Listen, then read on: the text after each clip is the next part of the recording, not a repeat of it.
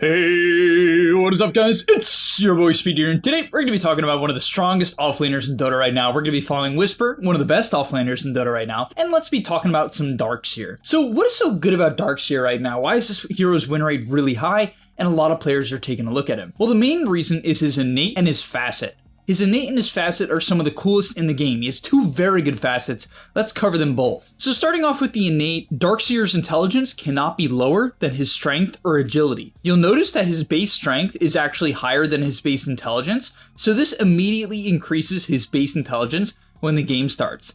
Then from there, anytime you buy strength, it's going to give you more intelligence, obviously assuming that your intelligence has not increased above your strength. And so essentially what they did is that if you buy strength, you get two stats out of it, because you get strength and intelligence. And Dark Seer is the universal hero, so basically it gives you a really nice amount of damage when you do this, right? Then his facets are either Quick Wit, where you gain attack speed from intelligence. You could see why that would be good, because you buy strength, it gives you HP, mana, and then attack speed as well, right? All from buying strength. Or you can get Heart of Battle, where when you're near other heroes, including allies, you move faster. And this is great as well. We're not going to be covering in today's video hard, but it's great as well because it lets you move fast and not have to surge yourself. You can be really quick and surge allies and still stay alive because of this bonus movement speed. So personally, both facets are great, right? This hero really got blessed in that regard. On top of that, go sign up to the gameleap website, guys. I'm posting new content over there almost every day, and I'll see you there. So starting items, it's pretty funny, guys. These are your starting items. I'm not kidding. 4 gauntlets, because now you have 34 strength and 34 int. Look at his mana pool. He almost has 500 mana. 500 mana with 4 gauntlets. And so yeah, his base stats are absurd. 70 damage, 5 armor, not great movement speed, but incredible HP pool, incredible mana pool, right? Now what are these gauntlets going to turn into? They're going to turn into a bracer, and they're going to turn into a second bracer, and then maybe eventually a soul ring, but that's later down the line. Okay, so for the early laning stage on Dark Seer, basically what you tend to do is you're just going to shell immediately. It's okay to just push in the wave on this hero. Typically what you want to do is create a creep advantage, make it hard for the enemy to contest you. They end up getting first blood this game, like the TA heavy overextends into a Monkey King, which, you know, was a bit of a mistake. But honestly, like what you'll notice in this clip, I just want to quickly replay it, is that this hero hits hard, because with this attack speed facet, your base attack time is 1.25 on a universal hero with a ton of strength.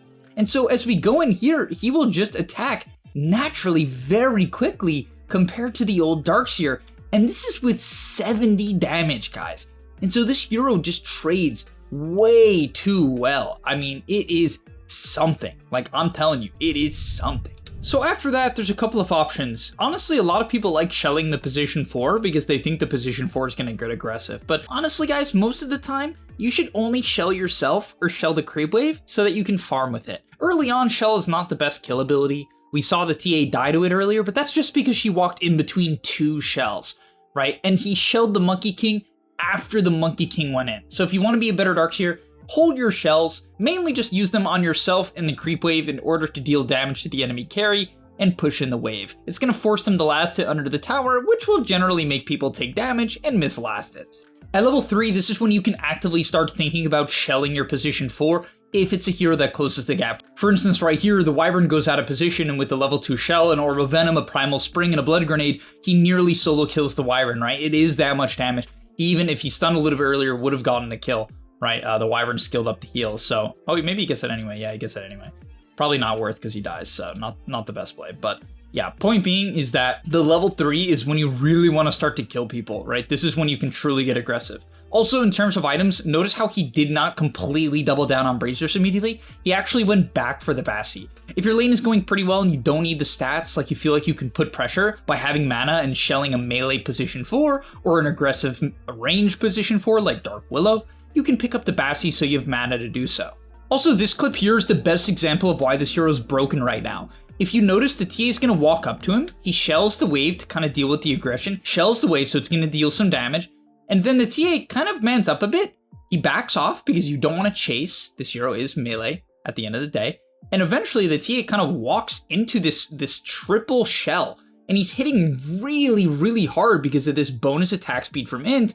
And yeah, he's also obviously triple shelling her, which played quite a bit of a factor, but he just right-clicks her to death. The shells ran out, and Whisper just right-clicks the TA to death. I mean, you could not have done that in the past. Okay, so from there, let's talk about skill build, item build, and gameplay in the mid-game. So the first thing you want to keep in mind is skill build. Basically, you're going to max shell, take 1 point in both of the other abilities, and then you're going to take ulti at 6. A lot of people have skipped ulti at 6 in the past. Let me tell you guys, I think it is incredibly wrong. The reason being is it's a good slow, it's decent damage, but most importantly, it creates an illusion, and if you get decent at the game, well, not even decent, you got to get pretty good. But what you can do is you wall the opponent, and then you shell the illusion, right? Especially if you lack teammates to play with that don't use the shell. For instance, you should absolutely shell Earth Spirit here. But let's say you don't have teammates playing with you and you want to go in the enemy carry. I have solo killed countless carries by shelling myself, creating an illusion when the shell is back up off cooldown, shelling the illusion, and killing again. In this clip, he doesn't need it. In this game, he truly doesn't really need to do that. He has got a Pudge, an Earth Spirit, and a Monkey King. It's completely unnecessary. But in a lot of games, it's fantastic. And even in a game like this, you're gonna get left alone sometimes, right? For instance, against the TA, and that can let you put pressure. It's also just good team fighting. Then I max Surge every single game. To me, it's no question. People like the idea of maxing Vacuum for hitting big vacuums, but frankly, hitting big vacuums in the early game isn't even that OP a lot of the time. However, what is OP is being able to farm the entire map and still connect to team fights. And this is what Max Surge does. It allows you to play like a menace. You get to farm everything. So he runs away here, you can farm the back camps, and this hero, guys, is one of the best farmers in the game. It kills neutrals faster than almost every other hero in the game. Offlaners, that is, right? There are very few that compete with Darkseer as he looks for a shell top here. So yeah, what do you do in the mid game? What is this hero's gameplay? Well, for the most part, you want to fight.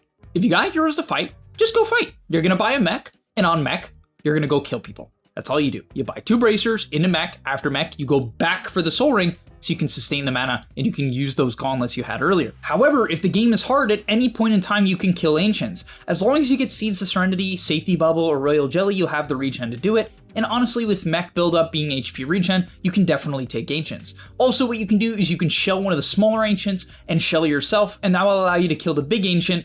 And it's just incredibly efficient. You can get hyper leveled on this hero. Now, in terms of teamfight execution, the hero is pretty simple. Also, update on the skill build and talent build. He skips his 10 talent, which is what almost everyone does. You just want to skill Vacuum and Surge, and he actually doesn't max out Surge this game. There are some people that have this ideology, where basically you take 2 points in Surge, some people even take only 1 point, and you max Vacuum.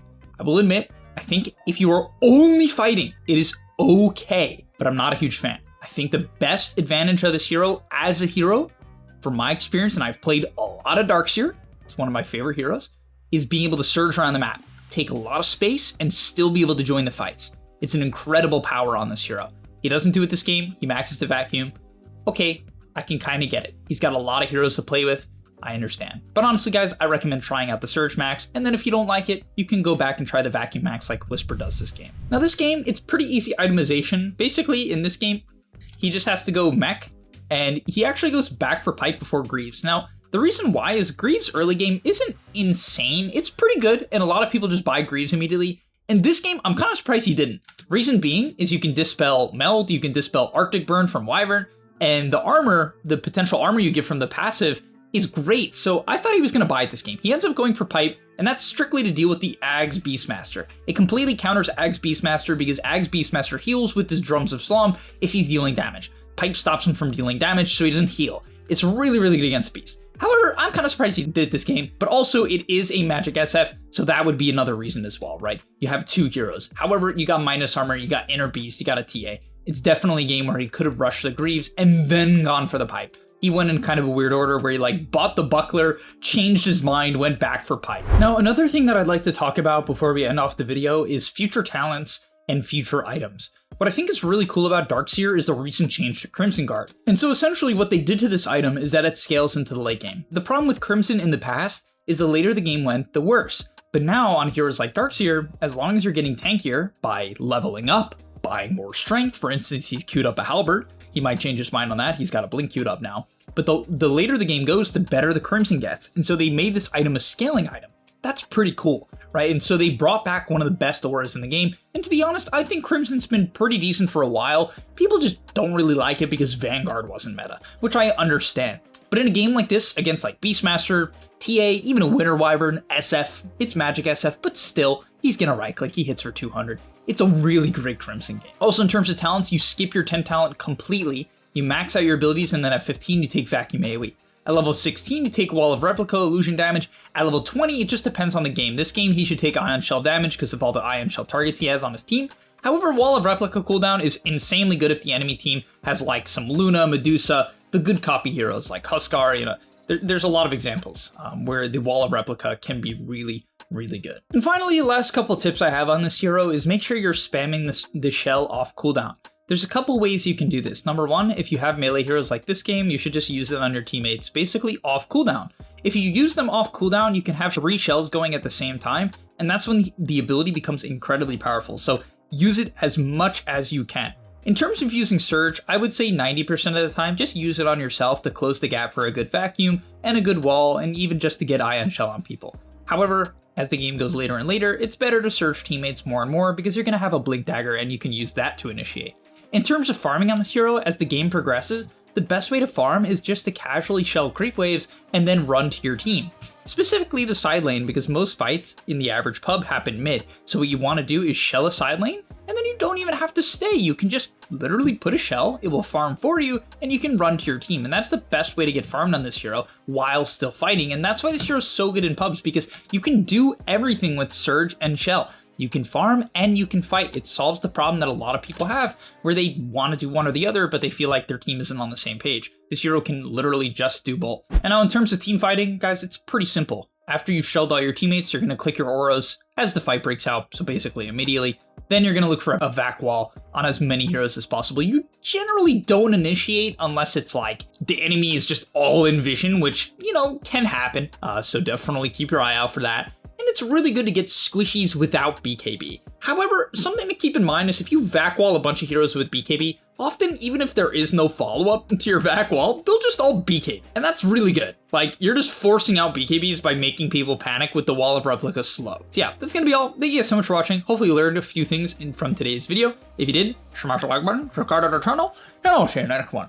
And that's all, but remember, before you leave, come on, before you tune out, subscribe to the GameLeap website where we are going to help you get to the next rank. If you're stuck, click the link down below, and I'm out. Peace.